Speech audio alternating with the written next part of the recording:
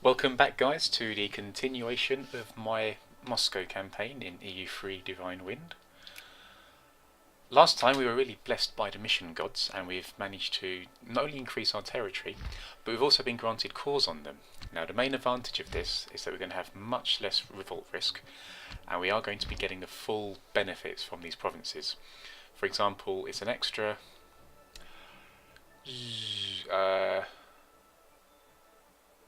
yeah, you get an extra 90% of your base tax when the province you own is a core.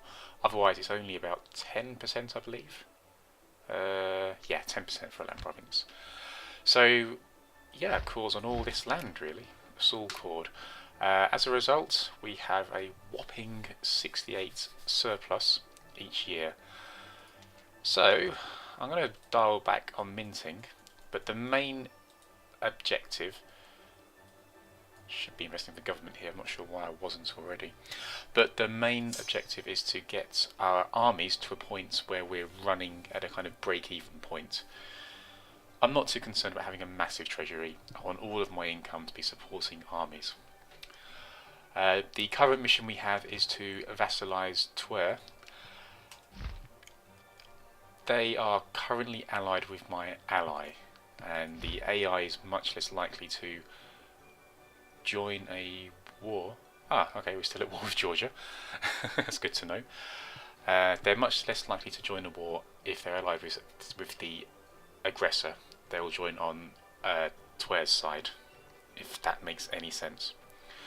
So I'm going to be waiting for an opportunity where Teutonic Order are in a war with somebody else, which means they'll be less likely to join in and intercede on Twer's behalf. I'm going to make sure they're guaranteed, which I already have done, so they shouldn't be taken from underneath me.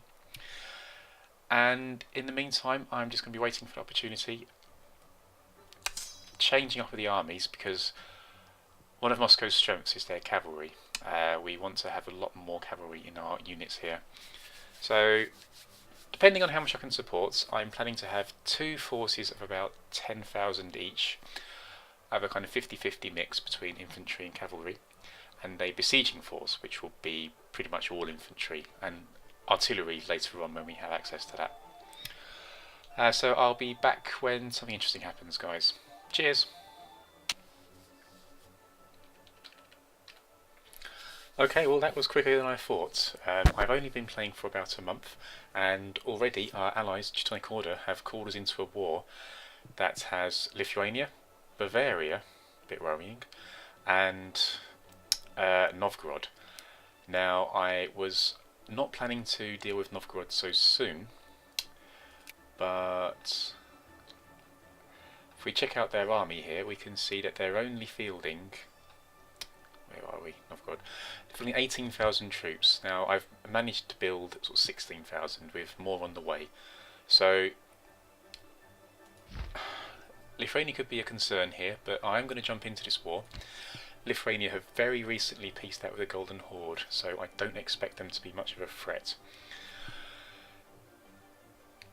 They could be famous last words, but we'll see what we can get out of them. We need Smolensk and another. What do we need here? So ideally, we'd need Smolensk and Chernigov as part of the forming Russia decision. Sorry. So I'll see what happens first of all.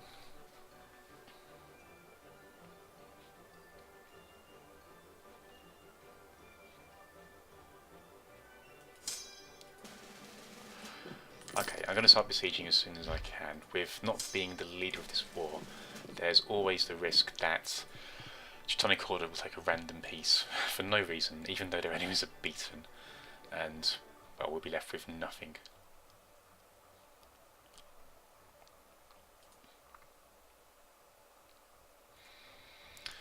So we've got the first army coming here. What do we have? Okay, here's Novgorod. Ah, that was nice. Teutonic Order are giving us war subsidies of 2.2 ducats a month. Cheers, guys. Just so you know, I've stopped minting entirely.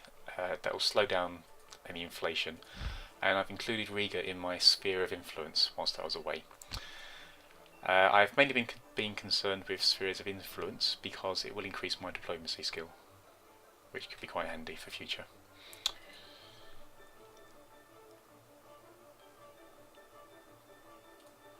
What's Twer doing? Twer have joined this war, no doubt on our side, of course. The plague.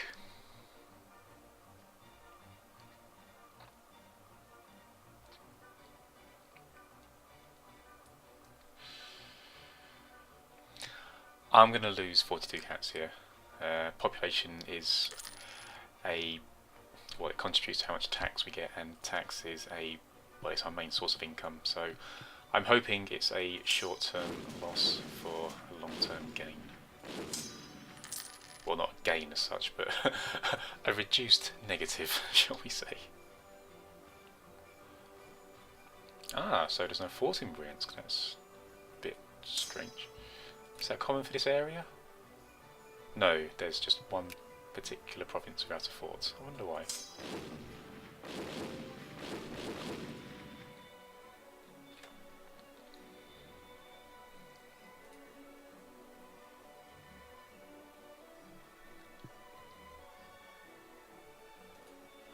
I can't quite tell who these rebels are loyal to. I can't make out if that flag's ours or one of the other miners around this area.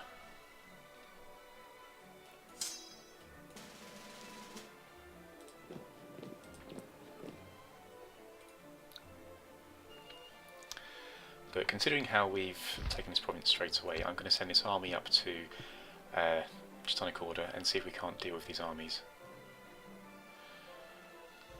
As I was saying, my main concern is them taking a peace before we've actually got anything from them. Oh! Okay, so we're gaining cores on Beluzuru and Bryansk. Fantastic. And I believe there's also a big chunk of prestige, so brilliant. I'm just going to take this opportunity to see if there's anywhere we can expand our influence.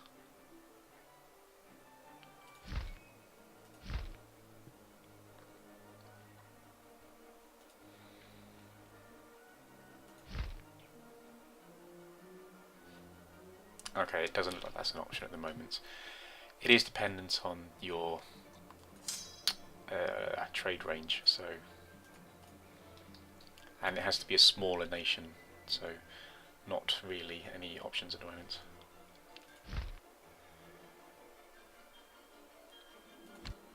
I've just noticed that because Poland are leading this conflict, we're not going to be able to deal with Lithuania directly, so we are going to have to take the fight to Poland. Once I've dealt with the armies around here, that will be my next step.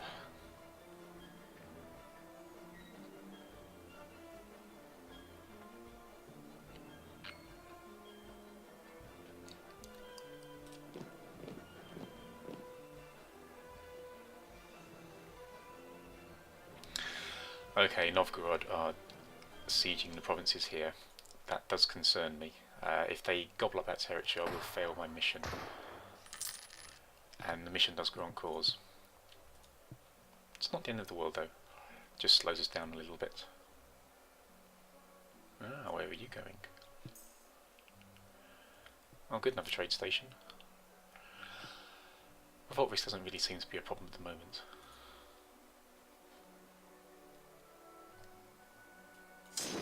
Oh crap, I forgot there's no fort there.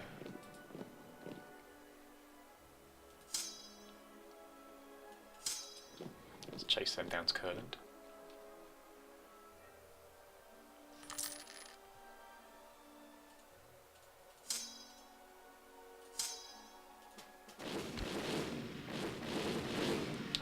Okay, we've wiped out a tiny army of Poland, I believe that was. So let's come down and deal with Poland. Poland are in a pretty bad way, so it's not unlikely that they'll be willing to deal with us if we can get enough war score.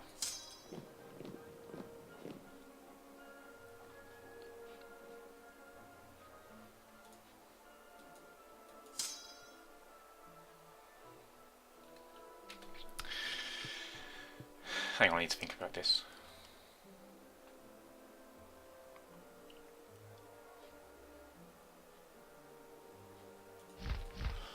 What are Poland willing to consider? Okay, so at the moment they are still committed to this war. The main concern I have is that if we don't get anything from Novgorod, it's going to be a 5-year peace treaty before we can go to war with them. And we are in a wonderful situation of having a core on their territory.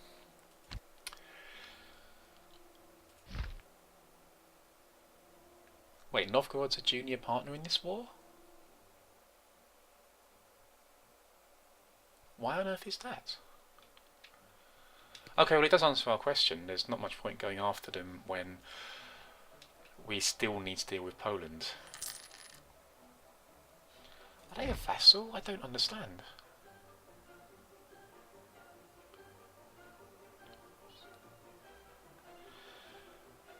Okay, that's truly bizarre. I thought... You know, I've been playing this game for so long, yet it still confuses me. Where are you going?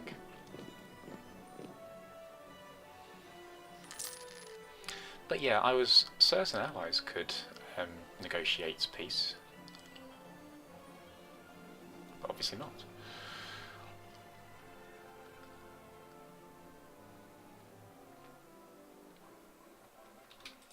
Stop running away from me.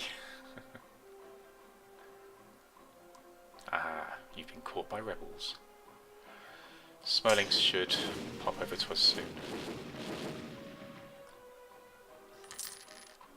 Hopefully in time to deal with these Novgorodians. Right, what's happening? Where are you going? Minsk.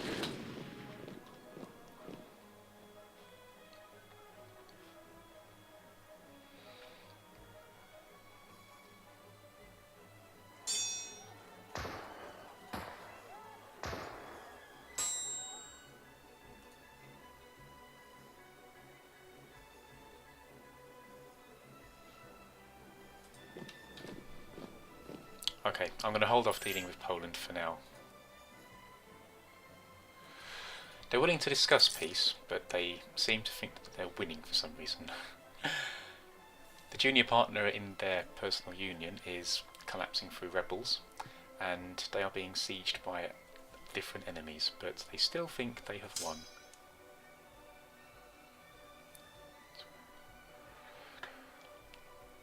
Okay, I'm going to chase these guys down rather than move up here.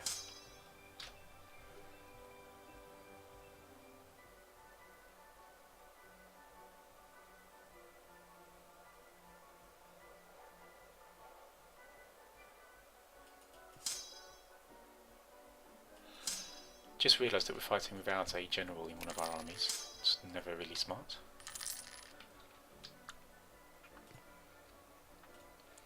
One thing we're absolutely not going to be short of is land tradition in this campaign, so it's a bit silly not to be making use of generals.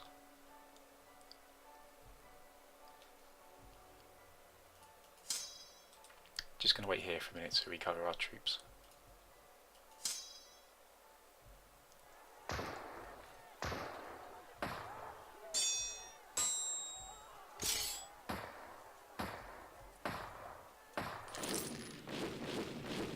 Good, that's them wiped out.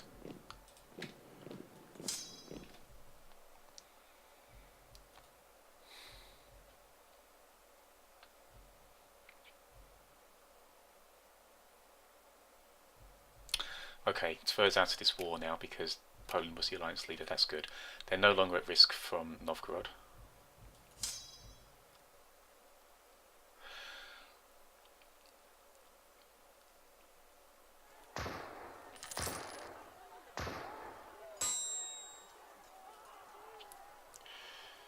How are you guys holding out? All this is dependent on these guys staying in the war, so as long as the Teutons don't peace out, we'll be fine. What I'm considering is leaving half of our army here to siege the province we have a core on. Yeah, okay, I'm not sure why I wasn't showing up there. And I'll start the attack. Okay, I need these guys to arrive on around the 15th of April, not the 4th. So that's 7 more days.